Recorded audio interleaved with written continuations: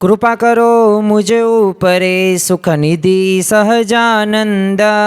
गुण तमारा गाववा बुद्धि आपजो सुख कंद। गुण तमारा गाववा बुद्धि आपजो सुख कंद। स्वामीनारायण साक्षात् अक्षर पुरुषोत्तमा। सर्वेभ्यं परमां शांतिम आनंदम सुखमर्पयेत्। श्री स्वामिनारायण भगवाननी जय। अक्षर पुरुषोत्तम महाराजनी जय। प्रमुख स्वामी महाराजनी जय। प्रगट गुरु हरि महंत स्वामी महाराजनी जय। सूरत अक्षरधाम महोत्सवनी जय। दरेक दिव्य हरिभक्तों ने भावभर्या जय स्वामी नारायण। आजना प्रवचनનો मुख्य विषय आम तो साचो खोराक ए ज ते साची दवा छे અને આહાર તેવો જ તે આપણે ઓડકાર, આવી કહેવતો આપણે ઘણી બધી વખત સાંભળેલી હશે અને એક ગુજરાતી કહેવત તો વારંવાર આપણે સાંભળેલી હશે કે પહેલું સુખ તે જાતે નર્યા। તો આજના પ્રવચનની અંદર આપણે આરોગ્ય વિષયક થોડીક વાતો કરવી છે, પરંતુ આ વાતો એ ગુણાતીતાનંદ સ્વામી અને એ ગુણાતીત ગુરુ પરંપરાને એ જીવન પ્રસંગો દ્વારા આપણે સમજવાનો પ્રયત્ન કરીશું।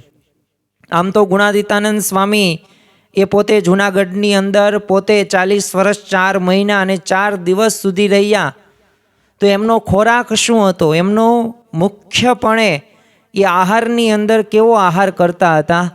તો એમને 40 વર્ષ એમને આજીવન જીવંત પર્યંત સુધી એ બાજરાનો રોટલો, છાશ અને મીઠું પોતે જમતા હતા। એટલે એવું નિસ્વાદી વર્તમાનનું પાલન કરતા હતા। સાથે સાથે અત્યારે વર્તમાન કાળે મહંત સ્વામી મહારાજ તમે જુઓ તો નાસ્તાની શરૂઆત એ મમરાથી થાય અને એ પોતે થોડોક એવો જ તે પોતે ખોરાક લેતા અને એમને 40 વર્ષ સુધી એ પરવળનું અને મોળા મગ ખાધેલા। એટલે આપણી ગુણાતીત ગુરુ પરંપરા સામે જોઈએ ને ત્યારે તે આપણને ખ્યાલ આવે કે ખરેખર તેઓએ પોતે એ આહારમાં પોતે વિવેક રાખેલો છે। જેમ વાણી વિવેક હોય એમ આહાર વિવેક પણ આપણા જીવનની અંદર જરૂરી છે। ગૌતમ બુદ્ધે તો કહ્યું છે કે શારીરિક તંદુરસ્તી જાળવવીને એ આપણી એક ફરજ છે અને એના વિના આપણે મનને મજબૂત અને શુદ્ધ નહીં રાખી શકીએ। કારણ કે જો આજે સમયની અંદર તમે જો તણાવની અંદર કેટલો વધારો થયો છે, આજે નકારાત્મક વિચારો, એ આત્મવિશ્વાસનો અભાવ હોય કે પછી એ મગજની જે રીતે આપણે એની પાસે કામ લેવાનું છે તો એ કાર્યશક્તિ પ્રમાણે આપણે કામ નથી કરી શકતા। અરે સર્જનાત્મકતા પણ આપણા જીવનની અંદર આવતી નથી। તો જો એનું કોઈ મુખ્ય કોઈ કારણ હોય ને તો હજી આપણો આહાર એ વ્યવસ્થિત નથી થયો। તો આજના આ આરોગ્ય વિષયક પ્રવચનની અંદર આપણે સૌ કોઈ જોડાઈના છીએ। તો મુખ્ય ઉદ્દેશ એ જ છે કે આપણા જીવનની અંદર આપણે આહારનું કેટલું મહત્ત્વ છે અને સાથે સાથે શું ખાવું અને શું ન ખાવું એની મર્યાદા કે એની પણ વિવેક આપણી સમક્ષ આપણી પાસે હોવો જોઈએ। પણ જો આપણે પુસ્તકો વાંચીએ અને ઘણા બધા વિડીયો પણ જોઈએ, સાંભળીએ તો એમ કાંઈ યથાર્થ કે રીત આપણી પાસે મળતી નથી। પણ આપણી ગુણાતીત એ ગુરુ પરંપરા સામે જોઈએ ને ત્યારે આપણને સહેજે એમના જીવનની અંદર એ આપણને જોવા મળે છે અને આરોગ્ય વિષયક એ આપણને વાતો પણ ઘણી બધી પ્રેરણાદાયી મળે છે। તો આજે આપણે એ બધી જ વાતો કરવી છે। આમ તો છે ને શરીરની સંરચના છે ને કેવી છે કે રોજિંદા એ શારીરિક શ્રમમાં છે ને વપરાશ ન થાય તો એવો વધારાનો આહાર રહ્યો ને એ આપણને ખ્યાલ છે કે એ પછી આહાર એ ચરબીમાં ફેરવાઈ જાય છે અને ચરબી વધવાથી એ આપણે શરીર એ મોટાપો આવે છે। મોટાપો આવે એટલે આપણી બુદ્ધિ ક્ષમતા હોય, આપણી કાર્યક્ષમતા હોય એમાં ઘટાડો જોવા મળે છે અને આળસ ને પ્રમાદ અને ગાફલાઈ એ આપણા જીવનની અંદર આવે છે। એટલે વધુ પડતો ખોરાક ખાવાથી એ આ પ્રમાણે જ તે થાય છે। એટલે તમે જોતા હશો કે જે ખેડૂત હશે તો એનો એટલો બધો મોટાપો નહીં હોય, એને એટલું બધું મોટું શરીર નહીં હોય, પણ જે બેઠાડું જીવન જીવતા હશે અને અત્યારના સમયની અંદર આપણને ખેતી કામ કરવું ગમે નહીં એટલે શારીરિક શ્રમ આપણે બહુ કરતા નથી। આપણે હજી એટલી બધી વોકિંગ કે કસરતો પણ કરતા નથી કે એટલું ખોરાકમાં પણ ધ્યાન નથી રાખતા, જેના લીધે એ ચરબીમાં વધુ પડતો હવે આ ખોરાક હોવાથી એ આપણને જીવનની અંદર આળસ જ આવે છે. એકેય માર્ગની અંદર, એકેય ક્ષેત્રની અંદર એ આપણે આગળ વધી શકતા નથી. અને એ જ વધારાના આહારથી શરીરને સુખ આવતું નથી, પરંતુ અસુખ આવે છે. એટલે જો આપણો હવે અત્યારે ધંધો, વ્યવસાય કે નોકરી એવા થઈ ગયા છે, તો એના લીધે પણ આપણા શરીરની જે સ્વસ્થતા જે જળવાવી પડે એ જળવાતી નથી અને રોગ વધવાની શક્યતા વધી જાય છે. પ્રમુખ સ્વામી મહારાજ કહેતા કે શરીર રહ્યું એ રોગનું ઘર છે, પણ પાછું એ પણ કહેતા કે અતિ આહારના લીધે પણ ઘણા બધા રોગો થતા જોવા મળે છે. અને અતિ આહાર જમ્યા પછી તમે જુઓ કે અત્યારના સમયની અંદર એ હાર્ટ એટેક આવવાની કેટલી શક્યતાઓ વધી જાય છે. એટલે ગુણાતીતાનંદ સ્વામીએ એ અતિ આહારનો નિષેધ કર્યો છે. જો હંમેશા પોતે અતિ આહારને બદલે પોતે સૂક્ષ્મ તપ કરતા, એટલે કે ભૂખ કરતાં અડધું કે તેથી ઓછું જ તે ભોજન કરવાનું. આપણે એક પ્રસંગ જોઈએ જેથી આપણને એમાંથી પ્રેરણા મળે. તો હવે સ્વાભાવિક રીતે કૃપાનંદ સ્વામીની આજ્ઞાથી ગુણાતીતાનંદ સ્વામી છે ને જમ્યા પછી 2 રોટલા ખાઈ ગયા હતા. એટલે એક પ્રસંગે જમ્યા પછી 2 શેર મઠ ખાઈ ગયા. એટલે કૃપાનંદ સ્વામી બોલ્યા કે ઓહો, આ સાધુ કેટલી ભૂખ વેઠે છે, તો આમને તો ધન્ય છે. તો વિચાર કરો કે પોતે કેટલું એ ભૂખ કરતાં પણ અડધું પોતે ભોજન જમતા હશે. અને આપણને ભૂખ લાગે એટલે જ્યાં સુધી આપણું મન અને ગળે ન આવી જાય ને ત્યાં સુધી આપણે જમતા હોઈએ છીએ. તો આપણી જો આ બધી પ્રકારની એ જે અનિયમિતતા ભર્યું જે જીવન છે ને, તો એના લીધે આપણા જીવનમાં એ તંદુરસ્તી આવતી નથી. અને જે પ્રમાણે આપણે માનસિક રીતે, જે શારીરિક રીતે જે સાધના આપણે કરવાની છે ને જે કામ આપણે શરીર પાસે કરાવવાનું છે, તો એવી ઉર્જા આપણે પ્રાપ્ત કરી શકતા નથી. કારણ એક જ છે કે અતિ આહારના લીધે. એટલે આપણે ખોરાકની અંદર એ વિવેક રાખવો જરૂરી છે. ગુણાતીતાનંદ સ્વામીએ 6 પ્રકરણની 89મી વાતની અંદર કીધું છે કે 1 કોળિયો ઓછું ખાવું સત્વગુણી તપ છે. તો જો 3 પ્રકારના એ જે ખોરાક છે, જે સાત્વિક કયો, તામસિક કયો, રાજસિક કયો, અને એ પ્રકારે ખોરાક તમે જુઓ ને તો એવા ગુણો જ આવે. તમે જો તામસિક જુઓ તો એની અંદર ક્રોધ જ તે ઉત્પન્ન થાય. રાજસિક જુઓ તો એમાં તમને આળસ ને પ્રમાદ એવી જ તે તમને જો. પણ સાત્વિક ખોરાક તમે ખાઓ તો તેનાથી સારા વિચારો જ આવે, અને સારા વિચારોથી સારું એવું તમારું નિયમિતતાવાળું જીવન પણ બને છે. એટલે ગુણાતીતાનંદ સ્વામી કહેતા કે તળસુને ખાવું ને એ પશુ બુદ્ધિ છે. હવે તળસુને એટલે શું?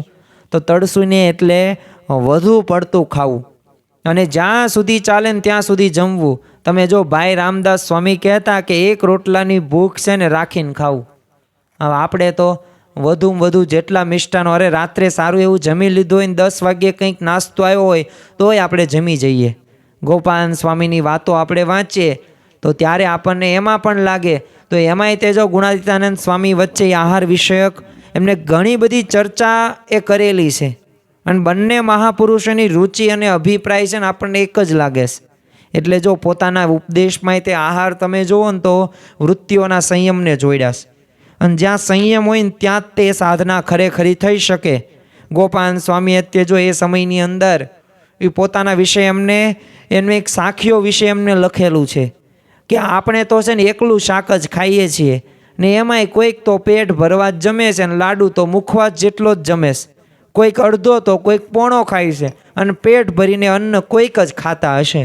તો જો આપણને આ સદગુરુ ગોપાલ સ્વામીની વાતોની અંદર આ આરોગ્ય વિષયક એ આપણને ઉપાયો આપવામાં આવેલા છે, એવી વાતો કરવામાં આવેલી છે. ગોપાલ સ્વામી એક વાતની અંદર એ પણ કહ્યું છે કે 2 ભાગ અન્ને કરીને પૂરે અને 1 ભાગે જળે કરીને પૂરે અને 1 ભાગ ખાલી રાખે. તો એવો જે પુરુષ હોય ને એ કામે કરીને ક્યારેય પણ પડે નહીં. અને અત્યારના સમયની અંદર તમે જુઓ કે બ્રહ્મચર્યનું પાલન કરવું અને એમાંય સંયમ રાખવો તો કેટલી અઘરી વાત છે. એટલે જ તે શ્રીજી મહારાજે આપણને વારંવાર આ વાત કરેલી છે. બીજી એક આપણે ગોપાલ સ્વામીની વાત જોઈએ તો બધી ઇન્દ્રિયો જીતવા માટે રસાસ્વાદ જીતવો અને જુવાન અવસ્થાવાળાએ એ યુક્ત આહાર કરવો જોઈએ.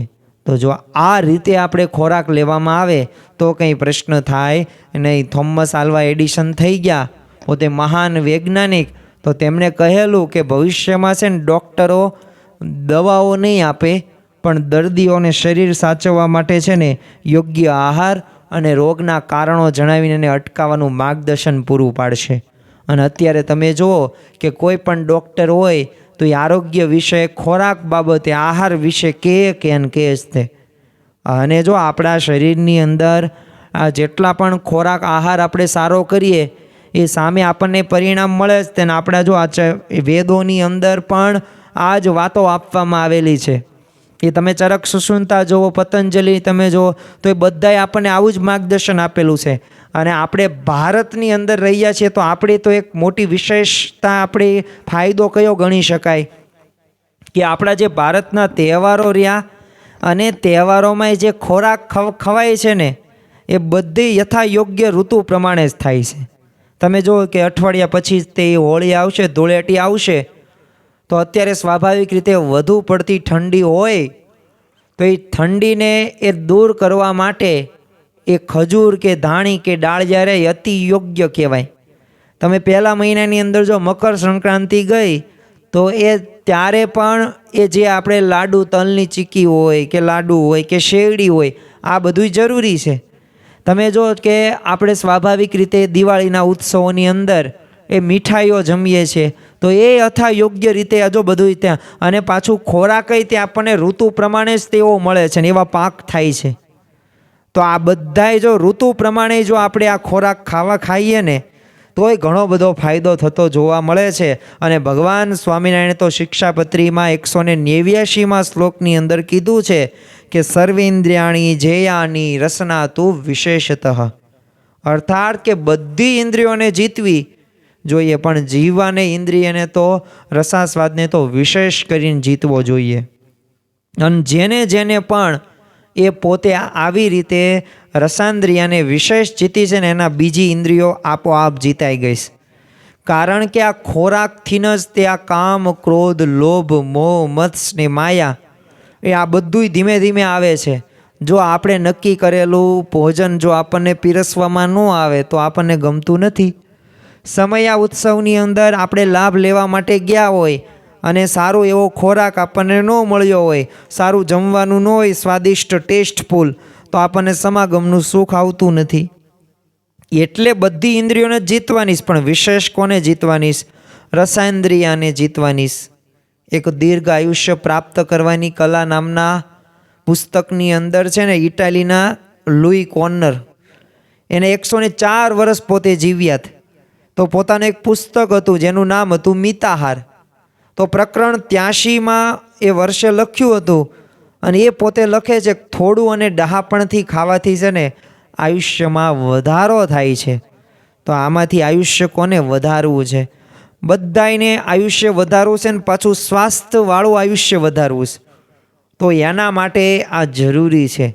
અને એટલે જ તે જો કોર્નરો બરાબર 350 ગ્રામ આહાર અને 350 ગ્રામ પ્રવાહી ખોરાક ગ્રહણ કરતા. એટલે સ્વાભાવિક રીતે તમે ગણી શકો કે 850 ગ્રામ એ દિવસ દરમિયાન એ પોતે ખોરાક જમતા.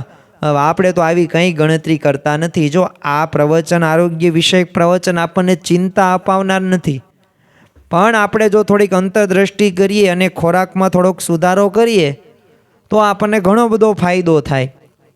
અને ફાયદાઓ થશે કેમ?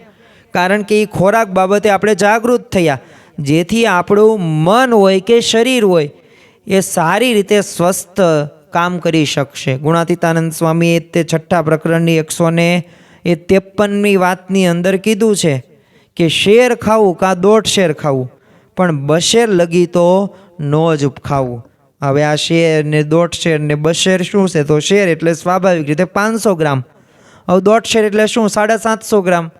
તો ત્યાં સુધી ખાવાનું કીધું, પણ 2 શેર એટલે શું?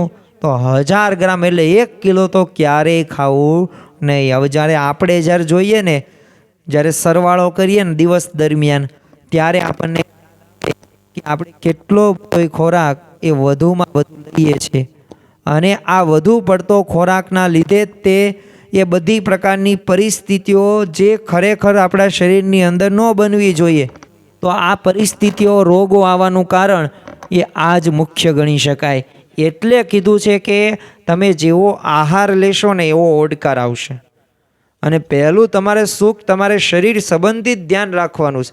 આપણા જીવનની અંદર ઘણી બધી વખત આવી ભૂલો આપણે કરતા હોઈએ છીએ અને એના જ લીધે મેદસ્વીતાના પ્રશ્નો ઊભા થાય છે. અને એ મેદસ્વીતાના લીધે કેટલા બધાય પ્રકારના આરોગ્ય વિષયક જે સ્વસ્થ આપણે રહેવાનું છે, તો એના બાજુ સ્વસ્થની જગ્યાએ આપણે ઉલટું એ આપણે સ્વસ્થ રહી શકતા નથી. અને છેલ્લે અંતે તો એ આપણા જીવનમાં રોગો ગરકાવ કરે છે. અને રોગો આવવાથી એ આપણે એવી આધ્યાત્મિક રીતે પણ આગળ વધી શકતા નથી અને સાથે સાથે લૌકિક રીતે શરીર ઘરની અંદર પણ આપણે એવું સારું એવું કામ કરી શકતા નથી. એટલે આરોગ્યને આહાર સાથે બહુ સંબંધ ધરાવે છે. એટલે આહારનું બહુ ધ્યાન રાખવું. હવે આપણે આગળ આ પ્રવચનને વધારતા શું ન ખવાય ને શું ખવાય એની પણ વાતો આજે આપણે કરવી છે. કારણ કે ઘણી બધી વખત આપણા મનની અંદર એ જે નકારાત્મકતા જે વિચારો છે, જે ખોટી રીતે આપણા મગજની અંદર એવા વિચારો નાખવામાં આવ્યા છે, એવી ખોટું અજ્ઞાન નાખવામાં આવ્યું છે, તો એને પણ આજે આપણે સમાધાન કરવાનું છે. કારણ કે એના લીધે ઘણું બધું આપણે ન ખાવાનું પણ ખાઈ જઈએ છીએ અને જેના લીધે અંતે અફસોસ સિવાય કંઈ રહેતું નથી અને અશાંત જ રહે છે આપણું મન ને શરીર. એટલે આ વાત પણ આજે આપણે સમજવાની છે આજના આરોગ્ય વિષયક પ્રવચનની અંદર. પ્રથમ તો આપણે વાત કરીએ કે શું ખવાય કરતાં શું ન ખવાય ને, આ વાત પણ અતિ અગત્યની છે. કારણ કે ઘણી બધી વખત આપણે ન ખાવાનું ખાઈએ છીએ તો એના લીધે ઘણા બધા રોગો થતા જોવા મળે છે. એકવાર છે ને ભોજ રાજાએ કાલિદાસને છે ને દીવો બતાવીને એક પ્રશ્ન પૂછ્યો કે આ વાટ સફેદ કલરની છે અને ઘી પણ સફેદ કલરનું છે અને આ જે કોડિયું રહ્યું તો એ સફેદ કલરનું છે, તો પછી આ કાળું શું છે? જ્યારે આવો પ્રશ્ન એ ભોજ રાજાએ કાલિદાસને પૂછ્યો ને ત્યારે કાલિદાસે એ કહ્યું કે દીવાનો ખોરાક છે ને એ અંધકાર છે, એટલે એના ઉત્સર્જનમાં છે ને કાળાશ નીકળે છે. એટલે જો આહાર એવો ઓડકાર તરીકે ઓળખવામાં આવે છે. એમ જેવો આપણે આહાર લેશું ને એવો ઓડકાર આપણને આવવાનો જ છે. આપણે જો ડુંગળી લસણ ખાતા હોઈએ તો આપણને શું એના ઓડકારા નથી આવતા? શું આપણે તીખું તળેલું બહુ ટેસ્ટફુલ ખાઈએ છીએ તો એના ઓડકાર એવા નથી આવતા? આવે જ છે. એમ જેવું તમે ખાઓ તામસિક ખાઓ તો એવું રાજસિક તો એમાં એવું આવવાનું છે. અને એ તમે જો સાત્વિક ખાશો તો સાત્વિકતાથી પણ એવા સારા ગુણો આવવાના જ છે. અને આહાર શુદ્ધ અને સાત્વિક હોય ને તો જો એનું વ્યક્તિત્વ હોય ને એ શુદ્ધ અને સાત્વિક જ બને છે અને શાંતિથી અને સુખમય રીતે પોતાનું જીવન જીવે છે.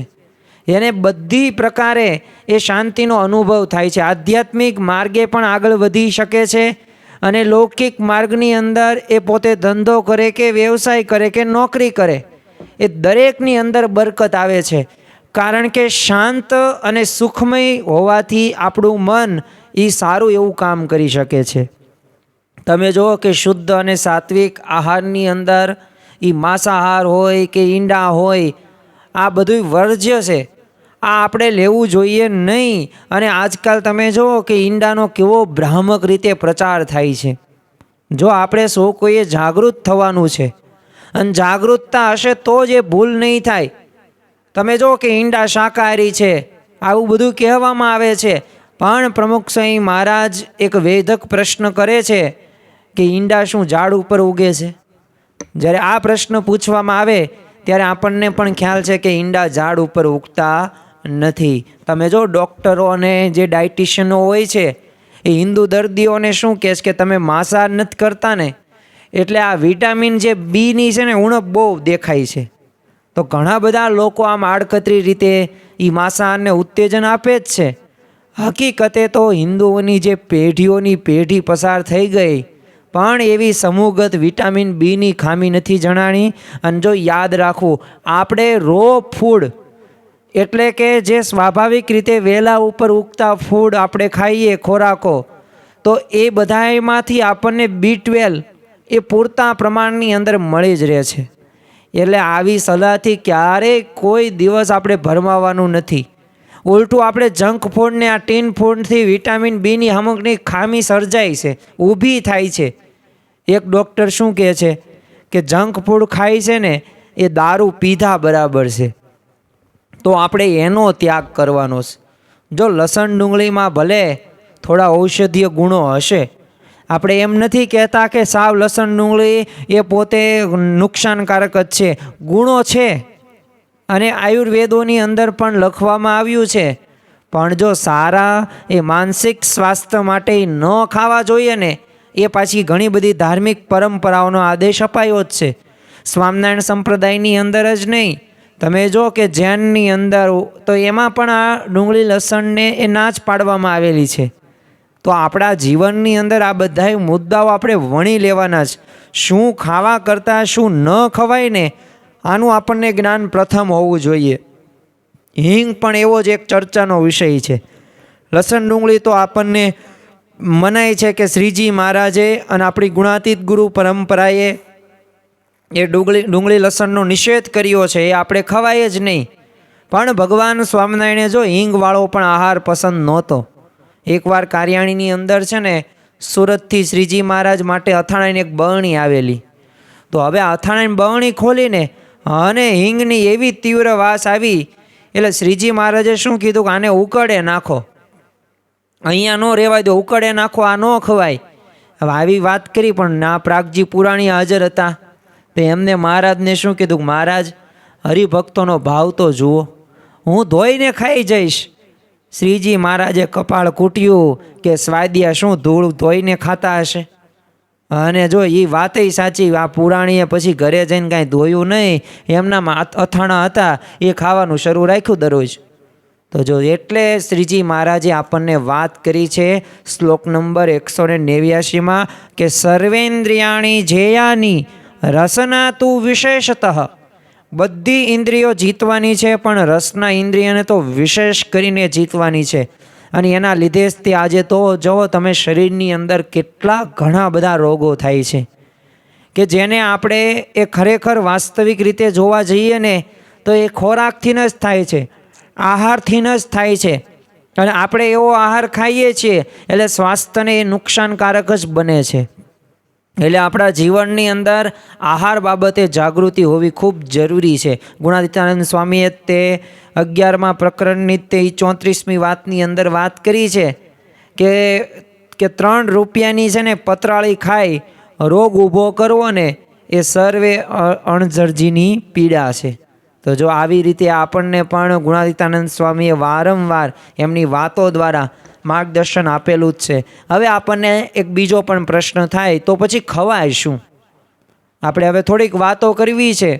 આમ તો આપણને પણ ખ્યાલ જ છે કે ફળો હોય, લીલા શાકભાજી હોય, કઠોળ હોય, આ બધું તે એક ખોરાક ખાવો આપણે જોઈએ. તમે જો કે બહુ તે આ બધા એમ કહેતા હોય માંસાહારની અંદર શક્તિ સમાયેલી છે, તો યાદ રાખવું કે સૌથી વધુ પ્રાણીઓમાં શક્તિશાળી પ્રાણી કોણ? તો આપણને ખ્યાલ છે કે હાથીનું નામ આવે કે પોતે શક્તિશાળી છે. સિંહ પણ હાથીથી બીવે, પણ એ પોતે સિંહ કોણ છે? આ વેજીટેરિયન છે હાથી. અને સિંહ તમે જુઓ તો માંસાહાર કરે છે. તો જો વધુમાં વધુ શક્તિ પાવરફુલ હોય ને તો એ હાથી છે, પણ એ પણ પોતે એ શાકાહારી છે. એટલે આપણે જે એમ રાખીએ છીએ કે નાના માંસાહાર તો કરવો જ જોઈએ, આપણામાં એ શક્તિ આવે, સામર્થ્ય આવે, એ બધી તે એક ભ્રામક વાતો છે. ગુણાતીતાનંદ સ્વામી મૂળજી શર્મા તરીકે નાના હતા તો એમને છે ને સલાડ એટલે કાકડી હોય, કોઠા હોય, આંબલી હોય, બોર હોય, આ બહુ રુચિ એમને હતી. એટલે પિતા એમના ભોળાનાથ હતા, એમને મીઠો ઠપકો આપતા અને કહેતા કે આપણે ઘરે શું કમી છે, તે આવું ખાવશો. તો જો આવી રીતે બાળપણથી જ તે ગુણાતીતાનંદ સ્વામીએ એ પોતે આ પ્રકારે લીલા શાકભાજી અને એ બધું તે એ જમતા હતા. એક પ્રસંગે લીલિયા એટલે કે અમરેલીની અંદર આવેલું છે, તો ને આ દેવા પટેલ ગાડું ભરીને છે ને ઓળા ને પોક ને શેરડી ને ચીભડા ને ટેટી ને તરબૂચ ને આવું બધું લાવ્યા. એટલે એ જોઈને ગુણાતીતાનંદ સ્વામી તો બોલ્યા કે આ લે દેશી મેવો આવી ગયો.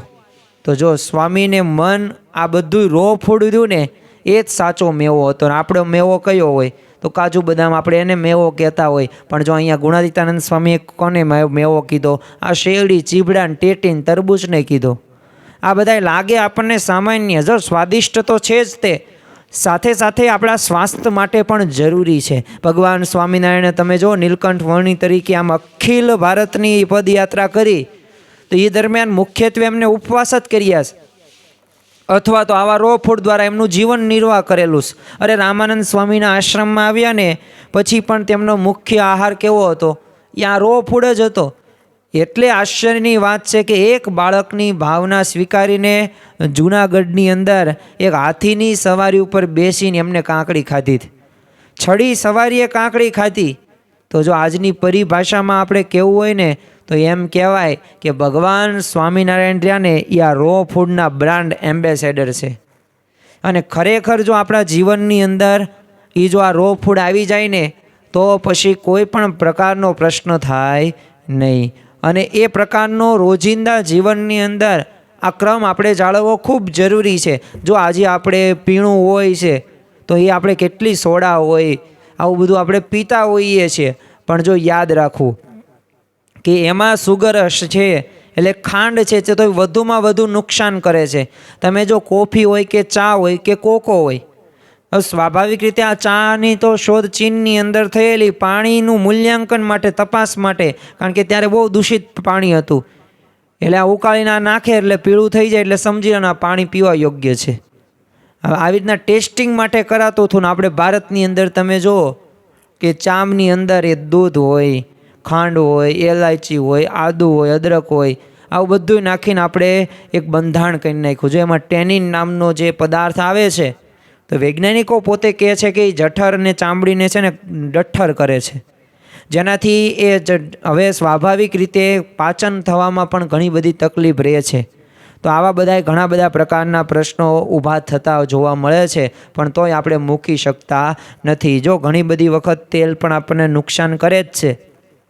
એટલે આપણે એક વાત યાદ રાખવી કે સ્વાસ્થ્યપ્રદ પ્રોટીન હોય, અનાજ હોય, ફળો હોય, શાકભાજી, હવે આ બધું આપણે લઈએ ને તો આમાંથી આપણને ભરપૂર પ્રોટીન મળે છે. અને જે B12 હોય, બધી પ્રકારની જે આપણી ઉણપ હોય ને એ પણ દૂર થાય છે. એટલે ખરેખર આપણા જીવનની અંદર જો આ રીતે આહાર બાબતે એક જો આજનું પ્રવચન એ આરોગ્ય વિષયક પ્રવચન હતું, તો આ આરોગ્ય વિષયક પ્રવચનને જો આપણા જીવનની અંદર આપણે લઈ લઈએ ને તો ખરેખર જે વજનની સમસ્યા હોય કે જે બાબતે કામ કરવાની ઉર્જા બાબતના પ્રશ્નો હોય, આ બધુંય સમાધાન થઈ શકે છે. તો આજના દિવસે મહારાજ સ્વામીના ચરણોમાં પ્રાર્થના કરીએ કે આહાર બાબતે અમે વધુમાં વધુ જાગૃત થઈને અમારું સ્વાસ્થ્ય સારું અમે બનાવી શકીએ એવી બળ, બુદ્ધિ અને શક્તિ આપજો. શ્રી સ્વામિનારાયણ ભગવાનની જય.